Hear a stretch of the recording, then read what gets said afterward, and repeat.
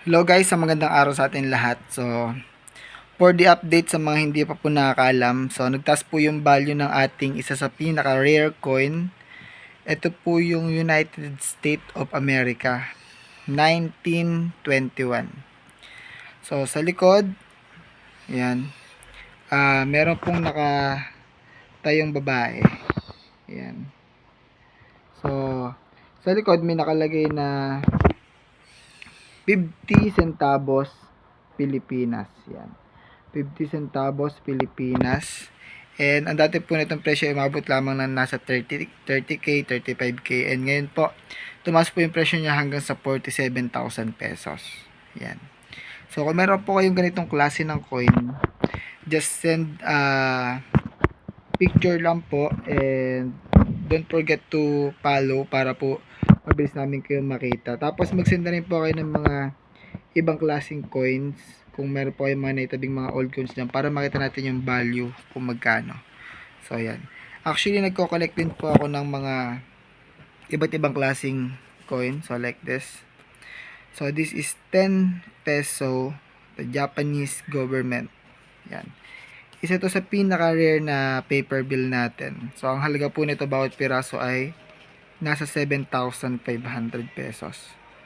So, ayan. Japanese government, 10 peso. Yan. Meron na po tayong mga ilang piraso na ito. 1, 2, 3, 4, 5, 6, 7, 8, 9, 10, 11, 12. So, meron na po tayong 12 pieces ng 10 peso Japanese paper bill. Yan. Philippine and Japanese paper bill. So, ayan. Ginawa po ito World War II. And ito naman pong sobrang taas na value ng ating coins ay ginawa nung 1921, so vintage coin na siya.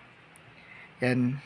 Kaya sobrang taas ng value niya kasi ginawa ito World War I, unang panahon ng digmaan, and more than 100 years old na po itong coin na to. Yan. And marami pa rin po tayong hinahanap na iba't ibang klase ng paper bill like this. Yan. Yan, Qatar Central Bank.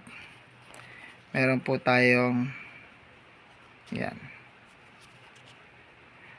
25 plus 3. And meron tayong ayan. Ito yung mga rare coins, mga rare paper bill natin. Ayan. Meron tayong found sa Syria. Ayan.